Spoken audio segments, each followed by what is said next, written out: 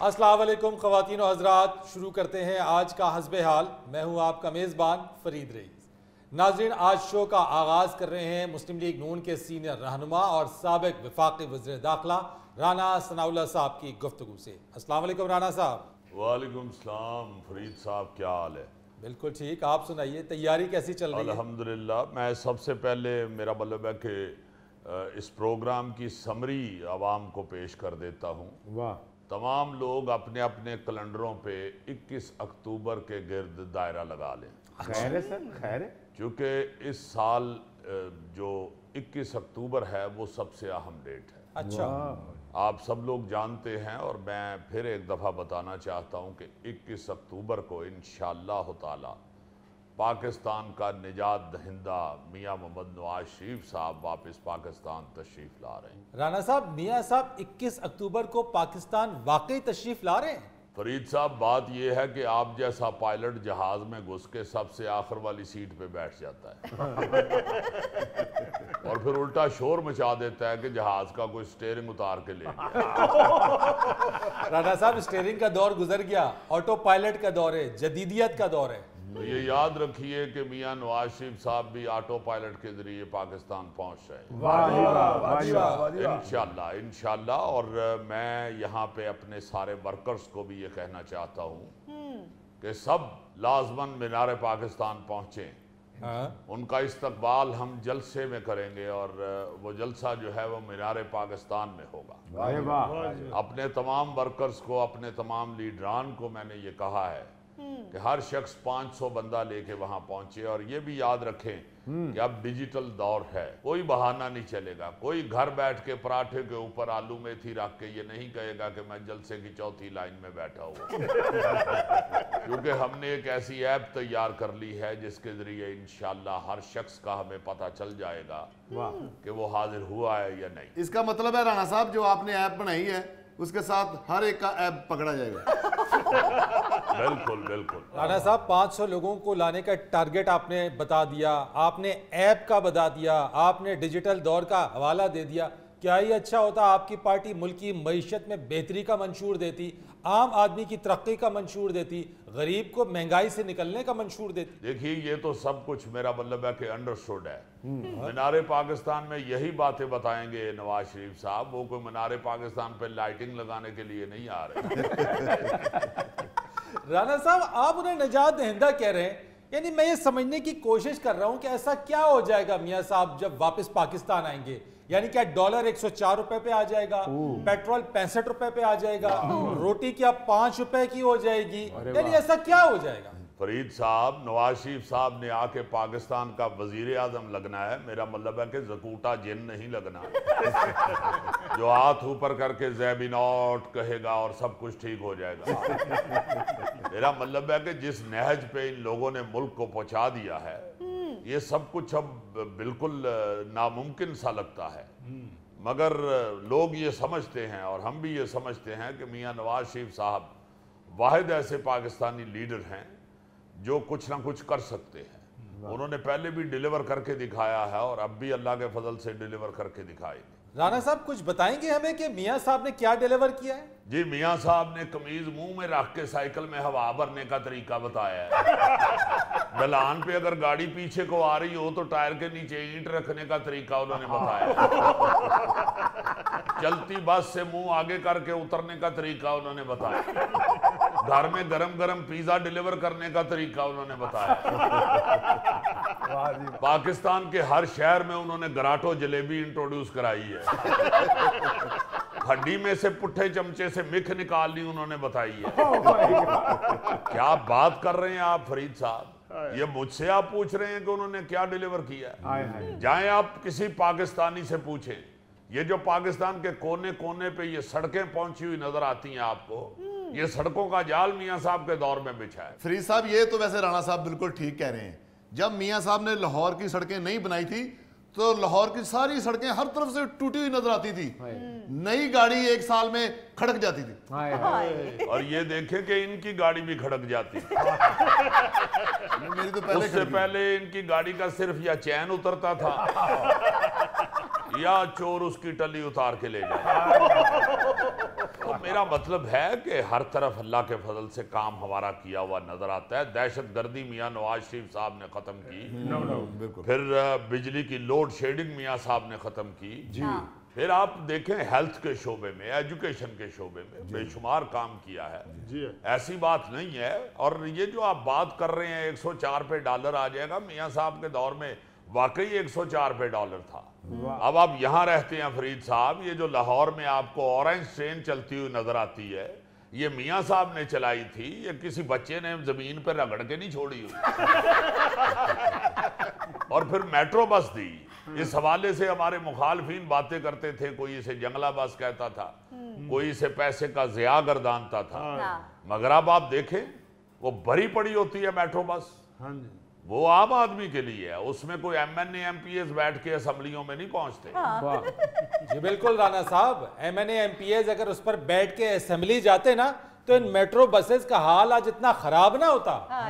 वो आपका क्या ख्याल है? खराब भी हमने किया है।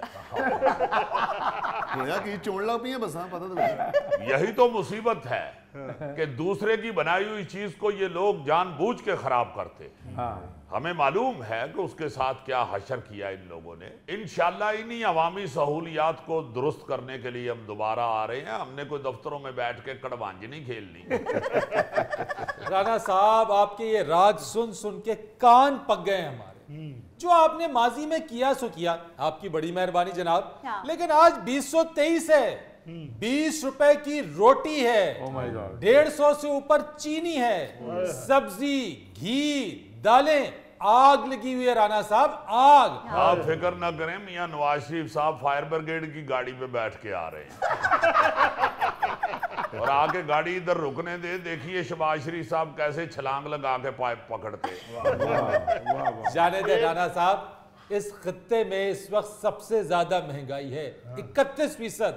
कैसे कम करेंगे इसे? राना साहब, एक दौर था 20 रुपए की 40 रोटियां खरीदते थे। तो ये तो बड़ी शर्म वाली बात है कि तुम 40 रोटियां खरीदते थे।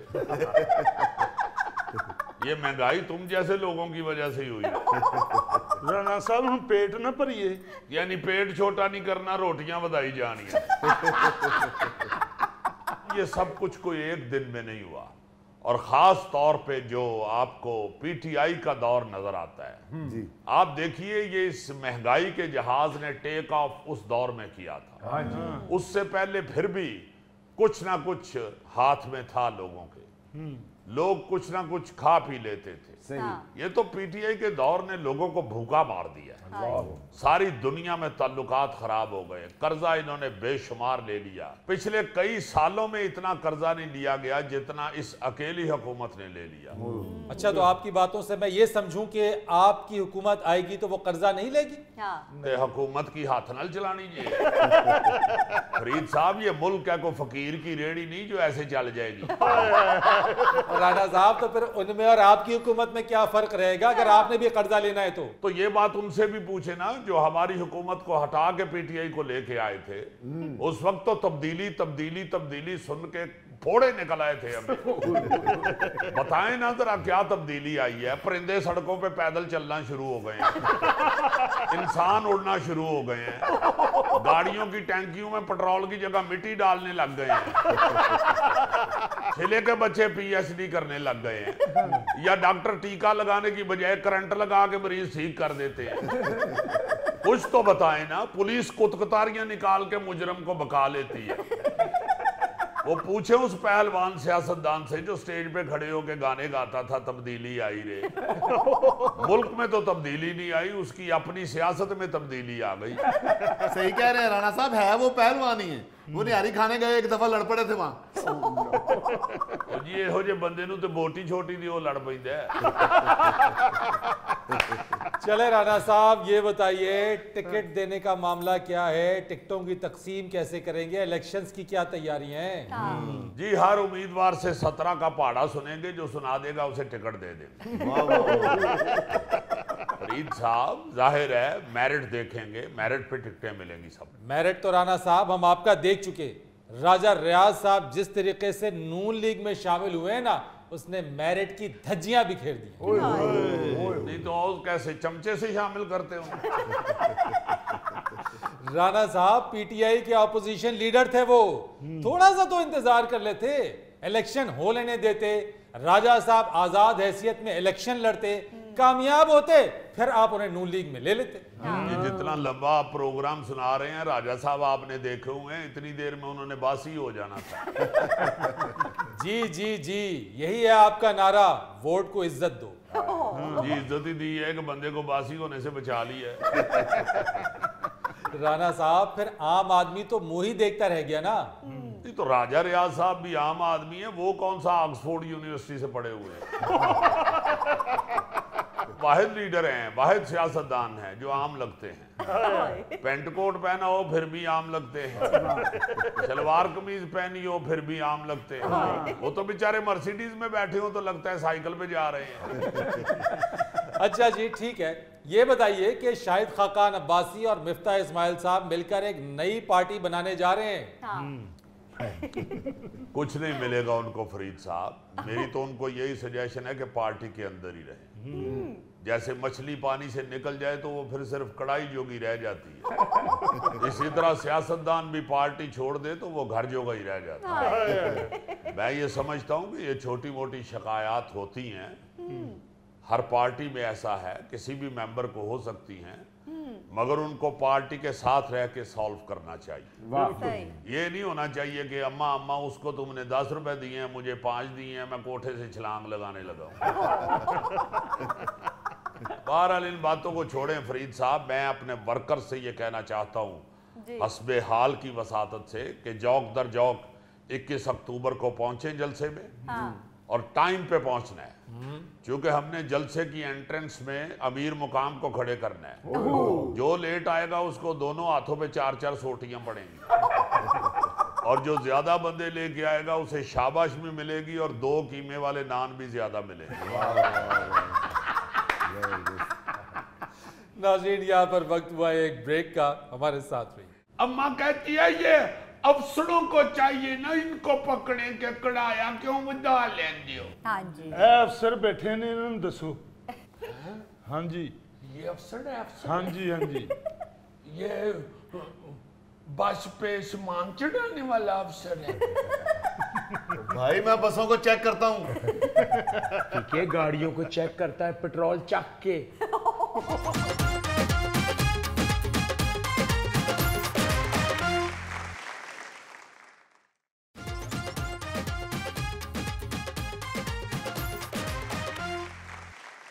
वेलकम बैक ख़वातीन व हज़रात। नाज़रीन, गरीब आदमी के मसाइल जानने के लिए आज हमने अपने दोस्त फीके को स्टूडियोज़ में दावत दी है। अस्सलाम वालेकुम फीके। वालेकुम सलाम। मेरा तो बताओ। नाज़रीन, फीका इस वक्त स्टूडियो में बुलाया है और उसके साथ है छाना। यार तो मशहूरी चल रही थी ये कोई। यार वो तो होता ही है, साथ में बताना ज़रूरी था। हाँ वैसे ये कहता है मेरा नाम नहीं लेता वो जो टाई वाला बहू है। चलो अगली बार से इसका नाम भी ले दूंगा मैं। हाँ, फिर मैं अगली दफा आ जाऊं जी। ठीक है, अगली बार आ जाना। अभी फीके से बैठा रहो, किट्ठे जाएंगे। नहीं यार, वो जब कह रहा है कि अगली दफा नाम लूंगा तो कमाल बात है, जो सामने बैठे उनका नाम तो लेना जरूरी है। इधर साथ सिक्योरिटी वाले हैं, वो फिर उनसे फैंटी भी लगवा देते होते हैं। मेरा नाम काट दे जी, काट दे मेरा नाम। और फीके सुनाओ, क्या हाल है? की हाल सुनावा दिलदार, सानू आटा दाल ली मिलदा। हाय हाय, आज तो फीका चाय फतेह खान ही लग रहे हैं तू। ये इसने मुझे सिखाया है। अच्छा जी। क्या इनके गाड़ा में जाती है ना तो कहते हैं थड़े ते बह के आ गाइए खड़ी है। एक दफा फिर गा दो, एक दफा फिर गा दो फीके। की हाल सुनावा दिलदार, वाह वाह। सानू आटा दाल ना मिलदा। ठीक है, दिल का हाल ही सुना, तू गाना ना सुना, गाना नहीं अच्छा तू गा रहा है। ठीक है, तेनू ही नहीं उन सब नू नहीं मिल रहा आटा। तेनू भी नहीं मिलता। चलो ये साड़ा इलाका भूखा बैठा हुआ है। एक एक जिन खत्म होता है, महंगाई का तो दूसरा निकल आता है। क्या हुक्म है मेरे आका। मलक साहब कह रहे थे, कहते हैं सिर्फ आटे दाल का ही रट्टा नहीं पड़ा हुआ गरीब बंदे को। हाँ जी। कहते ने मेरी फैक्ट्री में जो आती है ना लेबर, कहते हैं हर बंदे का वखड़ा ही रोना होता है बेचारे। मैंने उनको बताया ना, कहते हैं तू तो छुट्टी ले ली सी फैक्ट्रियों फिर गया होया से। मैंने कहा वो मैंने छुट्टी ली थी, मेरे कजन की शादी थी अशफाक की। अच्छा। ताके की शादी थी। मेरी खाला का पुत्र है और मेरा बड़ा पक्का दोस्त है। फिर गए उसकी शादी में? नहीं, उनकी शादी पे नहीं जा सके। क्यों? वो बड़ी डाडी है मेरी खाला, तो मेरी अम्मा की बड़ी सहेली भी है। अच्छा। मेरी अम्मा की सखी बहन है। अच्छा। वो अमीर है शफाकुरी? नहीं, वो गांव में रहती है ना, तो वो कहते हैं साडा ते नहीं इन्ना खर्चा हुंदा, तुहानू ते सियापा ही पिया रहिंदा है। वो ताके की शादी थी, तो वो आई थी अम्मा महीना पहले हमारे घर। अच्छा। तो उसने आके अम्मा नू क्या कि मेरे मुंडे दे विआह ते ना आई ते तुहाडा साडा मरल जीवन खत्म। मैं कहया मैं गल ही बनी हुई है, जीवन ही खत्म हुंदा है, मर के ते उंज ही खत्म हो जाए। कहती है साड़ियों नहीं आना है। अच्छा। तो ताका भी कहता है कि मुझे कहता है तू ना आया, तो फिर मैं तेरे ब्याह ते भी नहीं आना। उसने कहा था। तो नन्नी ने भी जाना था, मेरी बहन ने, मैंने भी, अब्बे ने भी और अम्मा ने भी। तो हमने ओवर टाइम लगा के तो सलामियां भी इकट्ठी कर ली, कढ़ाया भी इकट्ठा कर लिया। अच्छा। 1000 रुपया सलामी मैंने ओवर टाइम लगा के अम्मा को दी थी कि ये देना लड़के को। अच्छा। तो अब्बे ने भी 500 रुपया लड़के के लिए और 500 रुपया लड़की के लिए, असड़ वाले के लिए। लड़के को अड़सड़ वाले को भी देते हैं। तुम्हारी ना शादी हुई है ना तुम्हें पता है कोई। तो सूट भी बनाया था अम्मा ने। कहती है मेरी भैन दे मुंडे दा विआह है, मैं ओदे लिए सूट भी लेना है। हाँ, लेन देन तो करनी पड़ती है। हाँ, तो अम्मा ने वो खाला के लिए नवा सूट ले लिया, अपना पुराना ही रंग कढ़ा लिया। अम्मा कहती है कि किसी को क्या पता चलना कि इन्होंने पुराना ही रंग कढ़ाया हुआ है। तो अब्बे के भी सूट को इस्त्री करके फर्स्ट क्लास साढ़े हम तैयार हो गए। मैंने तो ईद वाला सूट पहन लिया था, मेरा तो अभी नवा नकोड़ है। ਤੁਹਾਡੇ ਸਾਰੇ ਨਵੇਂ ਨਕੋਰ ਹੀ ਹੁੰਦੇ ਨੇ, ਸਿਰਫ ਘੇਰੇ ਤੋਂ ਹੀ ਤੁਸੀਂ ਪਾੜਦੇ ਹੋ ਖਿੱਚ ਕੇ। तुम भी सूट पहनते हो या तुम्हारे ऊपर कनोपी लगती है? तो फिर हम लोग पहुंचे लाड़ी अड्डे। अच्छा। मैं चढ़ाने गया था जी। हाँ, तो लाड़ी अड्डे पहुंचे हैं, तो अभी बैठने लगे हैं,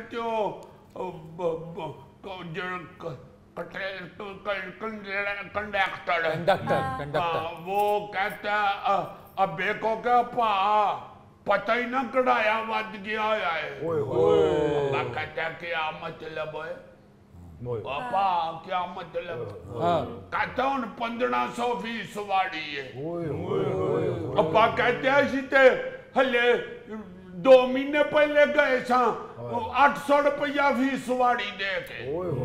कहता चलो फिर 2 महीने पहले टुट जाओ या फीके अब तो 15-15 दिन में किराए बढ़ रहे हैं। कहता है कि हुण ते 2 वारी वध गए ने, 2 महीने च कढ़ाया, हुण तीसरी वारी वध गया। तो अब मां बेचारी कहती है कि तक साढ़े पैसे कढ़ाया ले लेंगे, ते मैं सलामी की दियांगी अपने अपने में। सही बात है। तो अम्मा ने कहा कि 800 रुपये दे अच्छी जाना है। तो कहते बड़ा बदतमीज था। कहते क्यों तुसी बस च पट्टी पाई हुई है, थले उतरो। मैं उसको मारने लगा था। फिर मैंने कहा कि लाड़ी अड्डा फिर साथ नीवी थी। यार बहुत बदतमीजी करते अब्बा हैं। कहते हैं जो औरतां नाल होन ते बदतमीजी ना करिया ते मैं कह औरतां नाल ने ते वो नहीं करना बदतमीजी। सही बात। कहता पुत्तर तगड़े लोग ने लाड़ी अड्डे दा मैनेजर आके ते फिर एवं सानू इना फड़ लिया। तो कहता है 1500 ही लगेगा। अब्बे ने ये भी कहा है, अब्बा कहता यार 1000 ले ला सानू तिना नू अंदर बाजे मुंडा मेरा छत ते बह जाएगा। कहता तेरा मुंडा के ले लाए। मैंने उसको उसने कहा तेरा मुंडा के ले लाए छतड़ा। तो मैंने आगे से कहा उसका आशा निकल गया। कहते थे वाकई छतड़ा है। अब्बा कहते फिर चारों छाते थे। कहते चलो दोनों। बदतमीजी की थी उसने। अम्मा बेचारी रोन लग पई। अब्बे ने उन्होंने हसान हसते किया कोई गल नहीं हो जा निके मुंडे दा विआह होएगा ते गड्डी कढ़ा के टुर जांगे। अम्मा डोते डोते हसना शुरू हो गई। कहती है गड्डी तो कढ़ानी है, लाड़ी दी टिकट दे पैसे नहीं पे होंदे ते गड्डी कढ़ानी। वो फिर अम्मा और नन्नी कल्ले ही गए। अच्छा। हाँ मैं और अब्बा फिर घर आ गए। अपनी खुशियों को कुर्बान कर दिया फीके तुम लोगों ने। ये जायद किराए या बढ़े हुए किराए की वजह से छोटी छोटी खुशियां होती हैं लोगों की। किसी की शादी पे चले जाना। अब देखो ना ये बेचारा वहां पे गया, एक खुशी लेके गया, वहां पे जायद किराए की वजह से ये जा नहीं सका, अपनी खुशियों को कुर्बान कर दिया। अम्मा मेरी भी यही कह रही थी। कहती है दसो माड़े बंदे दे घर च यही खुशी होंदी। असी केड़ा नवी गड्डी लैके खुश होने। साडे लई ते यही खुशी है कि साडे किसे पनेवे भतीजे दा विआह आ जांदा ते चलो उत्थे जाके चौल खा लेने। ते कहंदी ओदे ते भी इन्हां ने पानी फेर छड्डिया। सही बात है। चलो फीके चौल ते बंदा न्याज तो भी खा लेंदा है। विआह ते हुंदा है कि जरा भैणा भरावां नाल मुलाकात हो जांदी। बिल्कुल। अम्मा कहती है ये अफसरों को चाहिए ना इनको पकड़े के कढ़ाया क्यों बदा लेंदे हो। हाँ जी। अफसर बैठे ने इन्होंने दसो। हाँ जी ये अफसर है अफसर। हाँ जी हाँ जी। ये बस पे सामान चढ़ाने वाला अफसर है। भाई मैं बसों को चेक करता हूँ। के गाड़ियों को चेक करता है पेट्रोल चक के। और मैं बसों को अंदर से चेक करता हूँ। जब सवारियां उतर जाती है ना तो फिर मैं करता हूँ चेक किसी का बैग, किसी का बच्चा या किसी का जूस ही ना रह गया हो।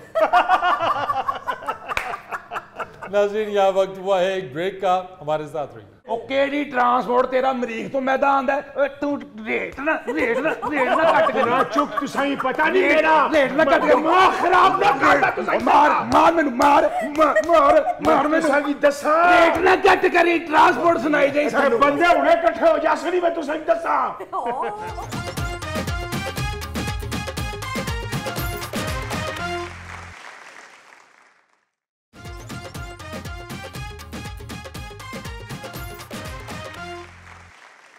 गोगा जी आपके लिए एक अलार्मिंग खबर आई है अखबार में, पढ़ी है आपने?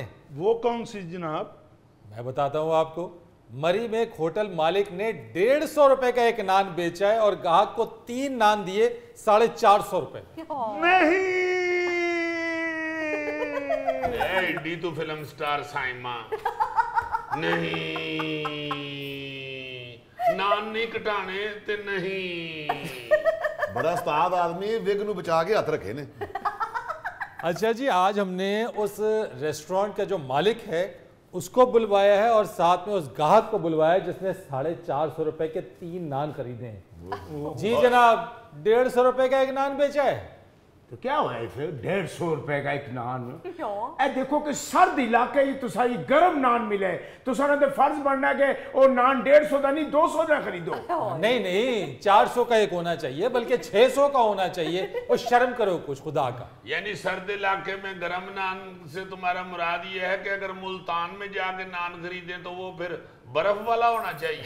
नहीं पापा जी तुसा गल नान गलत। गर्म ही होता है जहां से भी लें, ये कौन सी बात है? तुसा तको ना कितनी ऊंचाई से तुसा गए हो तो उधर तुसा की गर्म नान मिले है। यार ऊंचाई में नान की कीमत भी ऊंची हो जाती है, क्या बात कर रहे हो? ओ पापा जी उठे जाके तुसा इतनी रकमा खर्च कर देने हो तो उठे 150 का नान खरीदने लगे तुसा की मौत पै जानी है। चलो यार, तुम टूरिस्ट इलाके का थोड़ा सा एडवांटेज ले लो। वहां पे सरकारी रेट मैंने सुना है 27 रुपये है। ठीक है, तुम 30 रुपए का बेच लो। तुमने सीधा ही 150 का बेच दिया ना। ओ पापा जी नीरा मरी मरी ना आखी जाओ ना, ए भी तो तको ना होटल ने मुलाजमा ना खर्चा, गैस ना खर्चा, बिजली ना खर्चा और बड़े खर्चे ने। इतने भी खर्चे ही ने, इतने की नान जिन ला जाता ਜਾਂ ਤੂੰ ਨਾਨ ਦੇ ਉੱਤੇ ਚਾਂਦੀ ਦੇ ਵਰਕ ਲਾ ਕੇ ਦੇ ਰਹੇ हैं। और क्या बताऊं जी, नान खरीद के मैं वापस आया हूं और कमरे का किराया भी मेरे पास बचा। शाबाश, तेरी भी खैर हुए। तू भी मेरा ख्याल है जेब विच 750 रुपया पा के गए हैं मरी। यार अजीजी वो मुहावरतन बात कर रहा होगा, जितना महंगा नान वो खरीद कर लाया है। ओ भाई जी देखो तो सही, अगला 150 का नान बेच रहा है, उसको मुहावरे सूझे हुए हैं। बात ये है कि ये सिर्फ मरी का ही नहीं है किस्सा, ये तो मरी में वो बहुत ही ज्यादा, इसने 150 का ही नान लगा लिया। यहाँ आप देखें, आप मोटरवे पे चढ़ जाएं, बिल्कुल इतनी नाजायज कीमतें हैं मोटरवे पे जो सर्विसें बढ़ी हुई हैं। अपना गौरी साहब जी जी जी दसो यार, मैं तो भूल ही गया हूँ, मेरे साथ गौरी साहब बैठे हुए। हाँ जी हाँ जी। ना तो तुसी की समझने किसी ने रेत दी ट्राली सटाई। गौरी साहब रेत तो स्लेटी रंग की होती है। मेरे कहने का मतलब ये है गौरी साहब कि कभी आपने मोटरवे पे गाड़ी डाली हो और सर्विसेज पे खड़े हुए हो कुछ खाने पीने के लिए? मैं तो नहीं खड़ा होता, मैं तो अपनी रोटी ना जब मोटरवे पे जाता हूँ तो रोटी बांध के लेके जाता हूँ। तो 6 सफर ते जानते हो या कितने कंध बनाने जानते हो? रोटी साथ बांध के लेके जाते हैं। वो तो चिप्स के पैसे इतने ले लेते जैसे कमेटी देनी होती तुम्हें। ये बात है। देखो ना, हर जगह पे जिथे जिथे मजबूरी देखते हैं ना कि सज्जे खब्बे को और दुकान, बिल्कुल हर शख्स पाकिस्तान में दूसरे की मजबूरी से फायदा उठा रहा है। सही कह रहे हो अजीजी। और ये है अल्लाह का अजाब, ये है अल्लाह का अजाब। असल में तो ये है कि जब आप किसी को मजबूर देखते हैं तो उसके भले का कुछ करें। बिल्कुल। हम देखते हैं किसी की मजबूरी तो उससे फायदा उठाते हैं, उसको लूट लेते हैं। अब भाई ये लूटने वाली गल नहीं, करोड़ा रुपया लाया होटल ने होता है, करोड़ा रुपया। तो कौन सा करोड़ा रुपया लगा बैठे हो तुम? 1 करोड़ रुपया मेरे को ले लेना जी। फरीद साहब इतना बदीद इंसान है। बदीद किससे आखाई हुआ है? वो तेरे को किसकी मैं मारो तेरे को मर्दानी जैसा आराम से आराम से। अरे तुम महंगाई है, वो तो महंगा बेचना हो तो आखिर में। बैठ जाओ डॉक्टर फनानुल्लाह, बैठ जाओ। आप भी बैठ जाए जनाब, शेर खान साहब बैठ जाए आराम से। कैमरे चल रहे हैं भाई। अजीजी ये असर टीवी टॉक शोज में लड़ाई का, ये भी यहाँ पे लड़ रहे। और जी मैंने इसे कहा है 150 रुपए का नाम दे लो, कहते रख दो भाजी ऐसे ही, किसी और ले लो। मैं डर गया, मैंने समझा शायद 150 का ही होगा नान। यार मैं तुझसे होटल दी फट के लिए आया, सभी हमारे होटल तो तुझा आके नान खरीदो, किसी और दुकान तो जाके ले ला तुझा नान। यार ये FIR दर्ज हुई है ना जो तुम्हारे खिलाफ जी, तुम्हें पता चल जाएगा जेड़ा तू उच्ची उच्ची बोलन डी है ना, तेन उन्होंने बच्चियां वाली जेल च बंद करना है, जेल च रखनी। और नाले आस्था बोल, पिछे फैमिलियां रहनियां ने, इथों सानू भी उठाएगा। बहुत बुरी हालत है। सिर्फ यही है कि मजबूरी से फायदा उठाया जाए। हाँ जी। वो इधर शहरों में, लाहौर, कराची, हर जगह जो भी जहां भी ये महसूस करता है कि ये मजबूर है बंदा, उन्हें लुट लो। बिल्कुल सही बात कर रहा है अजीजी। 450 की शीशी देता है पूरे मोहल्ले को, और मुझे वो दुकानदार 800 की शीशी देता है क्रीम वाली। मजबूरी से फायदा उठाता है। बहुत जुल्म हो रहा है। और वैसे जो चलो क्रीम ते चलो लाई ना लाई को गल है, ये जो खाने पीने की चीजें हैं रोजमर्रा की जिंदगी के लिए, जीने के लिए जो चीजें चाहिए इंसान को जरूरी, यार खुदा के वास्ते उसमें तो ना मजबूरी का फायदा उठाएं, उसमें तो ना लुट मार करें। बिल्कुल। और देखो ना बेचारा 450 का नान लैके ते माड़ा हो गए। उसकी हालत पतली हो गई अजीजी। मैं इन्हू जानना पहले इन्हू पोला पोला कहते हैं मले उन्होंने हाथ ला के वेखो बेचारा पोला पोला होया है।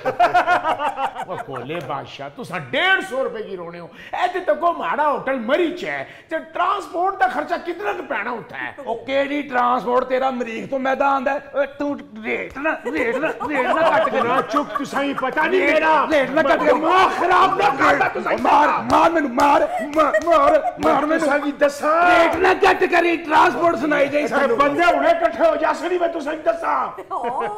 हाय हाय हाय वो देखो फरीद भाई उसने 150 के नान खरीदे, उसके पास सालन के पैसे नहीं बचे। सही बात। रूखा नान खा के वो पागल हो गया बेचारा। नाज़रीन यहाँ वक्त हुआ है एक ब्रेक का, हमारे साथ रहिए। उसकी गड्डी में बैठ के जा रहे हैं जी ते तुसी गड्डी च बंदी सिगरेट ला लिया तो दूजा दिल करे सिगरेट से एलर्जी खाता हो। ये चीज का आपको ख्याल रखना चाहिए। या डैशबोर्ड खोल लेते हैं बैठते ही। हाँ जी डैशबोर्ड खोल के वेखन लग पैंदे ने विच कोई खाण वाली चीज ते नहीं पई।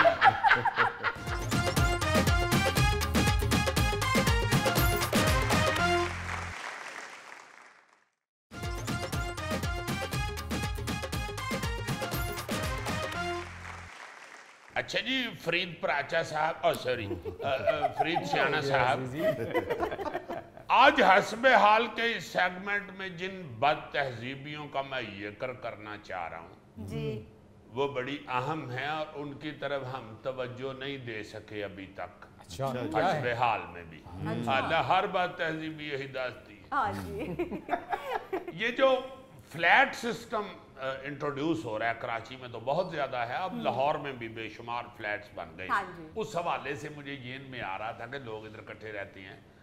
इससे भी एक स्टेप पीछे चले जाएं तो अब लोग, महंगाई इतनी है कि कमरा शेयर करते हैं, बिल्कुल दफ्तर शेयर करते हैं, हाँ जी इवन ट्रांसपोर्ट शेयर करते हैं। बहुत से ऐसे लोग हैं जो सवेरे कहते हैं कि यार दोवें तिन्ने एक महल्ले के लोग असी इकट्ठे चले जावा करांगे दफ्तर या अपना फैक्ट्री या रास्ते में वो भी उतर जाते हैं और बंदा गड्डी लेके अपनी उनको भी बैठा के ले जाता है। जी जी तो वो पेट्रोल शेयर कर लेते हैं। बिल्कुल रिहाइश के लिए कमरा कहीं जाके लेते हैं, नौकरी कहीं गया हुआ करने या पढ़ने के लिए तो कमरा शेयर कर लेते हैं। हाँ जी यार चलो 3 लोग या 2 लोग रहेंगे तो वही किराया जो है वो बट जाएगा हाँ। आपस में। बिल्कुल बिल्कुल। या इसी तरह दफ्तर भी अब शेयर कर लेते हैं कि यार एडा महंगा दफ्तर, चलो भाई जी तुम भी अपना मेज रख लो असी भी रख ली।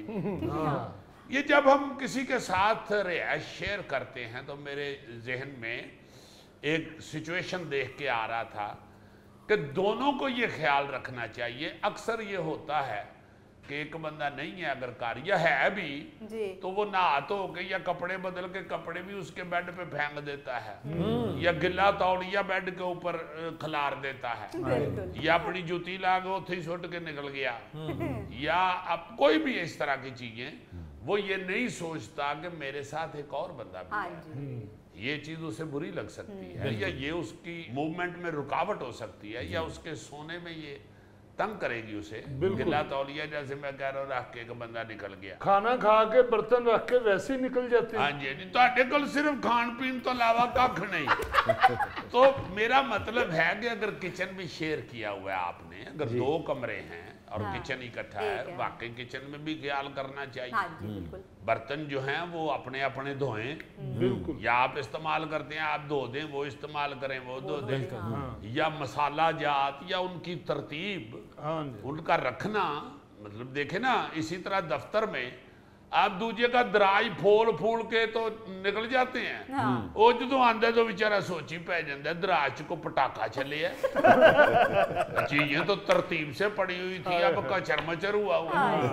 तो मेरा मतलब है कि जब आप कोई चीज शेयर करते हैं किसी के साथ तो फिर इसका एहसास होना चाहिए कि दूसरे की क्या डिमांड है, दूसरे की क्या आदत हैं, या दूसरे के रहन सहन में मैं तंगी तो नहीं पैदा कर रहा। बिल्कुल सही और जो तंगी पैदा की जाती है वो बात तहजीबी। और अजीजी इसी तरीके से घर के बाहर बिजली का मीटर है वो भी शेयरिंग पर होता है, यानी कि 1 मीटर लगा हुआ है, 3 लोग उसे मिल के अगर उसको उसका बिल पे कर रहे हैं। जी, अब जी। उनमें से एक शख्स है वो मोबाइल पे गेम भी खेल रहा है, टीवी भी चल रहा है। अब अगर कोई उससे पूछे यार फालतू चल रहा है बंद कर दो, तो वो आपको एकदम से चौड़ा होके कहेगा क्यों, मैं बिल नहीं देता इसका, चल रहा है तो क्या हुआ।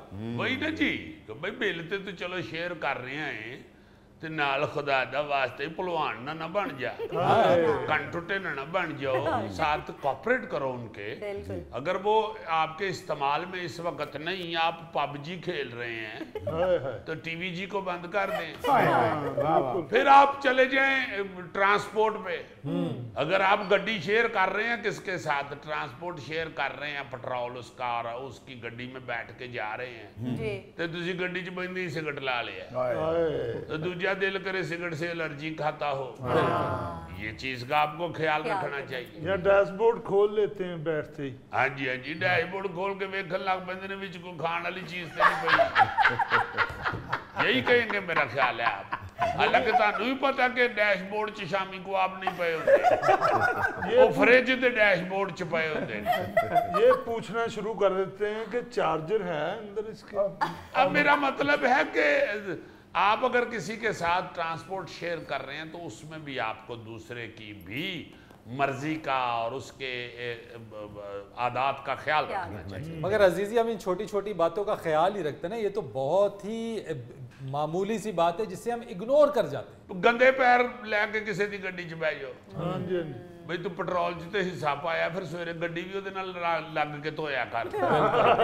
यकीन करें मैंने किसी का सफर किया तो बड़े असूल के साथ किया। अच्छा, हाँ, किसी के साथ रूममेट रहा हूं तो बड़े असूल के साथ। नहीं, गौरी वाकई बड़ा अच्छा आदमी है। गौरी कभी किसी को तंग, गौरी तो किसी का शीशा भी नहीं इस्तेमाल नहीं नहीं कहता भाई जी वो भी ऐसे शीशे च वेंदा ते मैं क्यों वेखा।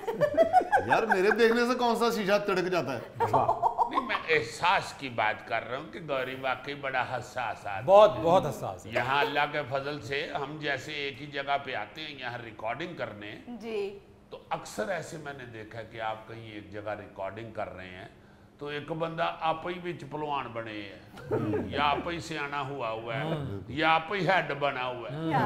यार बाकियों का भी एहसास करो। बिल्कुल सही। एक जगह पे जब आप लोग काम करने आते हो तो एक दूसरे की इज्जत, एक दूसरे की अना का भी ख्याल रखना चाहिए। और अल्लाह के फजल से अल्हम्दुलिल्लाह अल्हम्दुलिल्लाह हम जैसे यहाँ पे एक दूसरे का ख्याल करके बैठते हैं।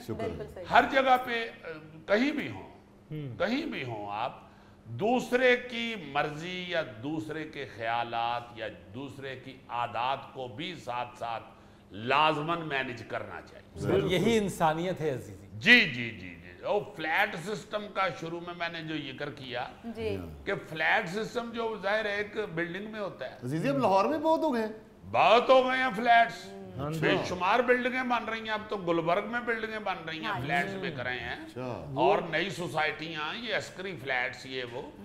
वहां पे भी मैं समझता हूं कि जब आप एक बिल्डिंग के अंदर सारे रह रहे हैं तो चूंकि बिल्कुल जुड़े होते हैं साथ साथ, जी जी उसमें भी ख्याल रखना चाहिए कि मैं अपनी टेलीविजन की आवाज इतनी ऊंची करके तो नहीं देख रहा कि साथ वाले फ्लैट वाले जेड़े हैं वो बादुआं ही दे रहे हो, या उनका कोई बीमार या बुजुर्ग या उनके सोने का टाइम आपसे डिफरेंट ना हो। बिल्कुल सही। आपके और उनके सोने के टाइम में अगर डिफरेंस है तो आप ख्याल करें।